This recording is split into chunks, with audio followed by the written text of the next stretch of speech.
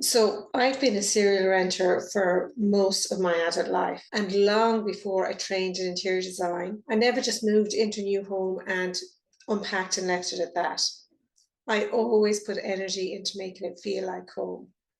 And here's the thing, I don't own my own home now either. I did for a while in the noughties. I had my own little home, but I sold that in 2006 and I've been a serial renter ever since. And currently, I'm in a temporary house sharing arrangement with a friend of mine. I don't know how long I'll be living there. And the space that I get to own energetically in that home is my bedroom. And so, what I want to share in today's video is how you can energetically own your space, whether you do literally own it, or whether you're renting or sharing or in a period of transition, as I am, because we don't have to own the deeds of our home to truly feel at home in our space. And when I talk about owning your home energetically, I'm talking about how you show up in the space. It's about saying, I belong here. This is mine to tend to rest in, to enjoy, even if you're only going to be there for a short while, even if you can't make big design changes. When you start treating your space as if it is your own, with this sense of belonging, something shifts and you stop seeing it as a stopgap and start relating to it as a living environment that's holding you. Energetic ownership is a relationship. Your home isn't just four walls and a roof. It holds your moods, your daily rhythms, your memories. And when you nurture your space, it will nurture you back. It's a two-way symbiotic relationship. So I really like to encourage people to stop waiting for someday for when they manage to buy their own home or they finally move into what they consider their dream home, and instead to decide to energetically root into whatever space you're in right now. It's the backdrop of your life, and so it deserves attention, even if it's a temporary backdrop.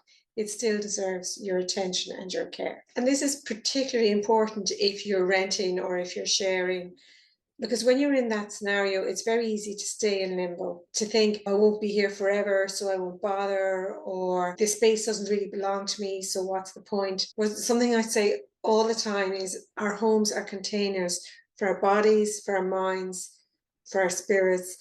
It's the container for our lives, and our lives are happening now, not someday in the future, not when we're in the perfect scenario. Whatever scenarios we're living through, that is our life happening. And you want your home to support you in moving through that life and to getting from where you are to where you want to be, if where you are isn't where you want to be in the future. And even if you can't influence the whole house, you can still create a corner of it that is yours, a place that reflects who you are and how you want to feel, and also who it is you want to become. If you're sharing with others and you only have your bedroom to yourself, that's still powerful. That one room can become your sanctuary, a space that feels like a full reflection of you, where you can exhale and be at ease. This is the space that you want to help you regulate and reset your nervous system, to release the stresses and strains of the day, and to restore your body and your mind so that you're able to deal with whatever's going to come up for you tomorrow. So don't underestimate the power of even a small slice of space that intentionally sets you up to support that. So how do you actually do that? How do you energetically claim a space, whether it's a whole house or just one room? The first step is clearing out what doesn't belong.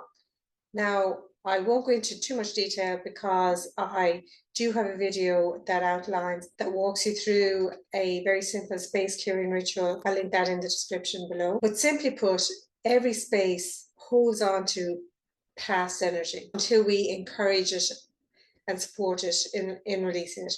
And so whether that's energy from former owners, former tenants, previous flatmates that you've shared with. It can even be from old chapters of your life. That energy lingers in the space, and a quick refresh can really help to shift how a space feels and how you feel in the space. But energetic ownership isn't just about the ritualistic stuff, it's also about everyday ordinary choices you make. So things like fully unpacking instead of living out of boxes. And I have to say, I'm currently not fully unpacked in my new place. putting up artwork, photos, postcards, that kind of thing, displaying pieces that stir up positive emotions for you, or choosing bedding, lighting, decor pieces that make you feel good. So even if you can't paint the walls, which I'm looking at right now, I mean, that's why I'm not fully unpacked and stuff, I'm still painting the walls.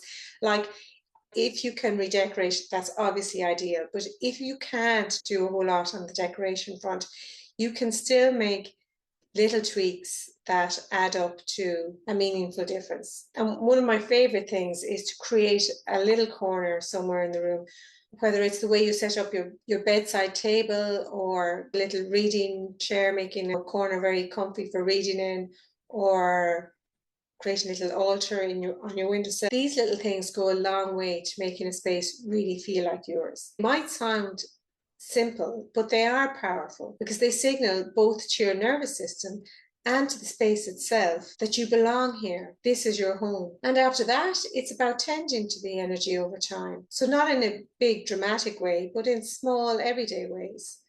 Lighting a candle at dinner time, or play music while you clean, changing out cushions and throws with the changing seasons. All of these little things keep the energy moving and keep you connected to your home in a way that feels natural and grounding. Small acts of care add up.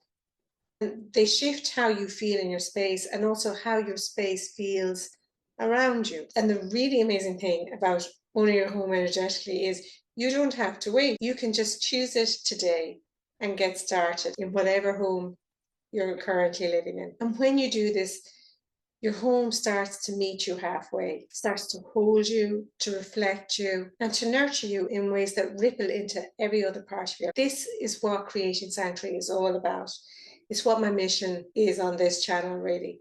It's about setting up your home and your life to support your well-being. And if this message resonates, I have lots more videos on related topics, so maybe check out one of these.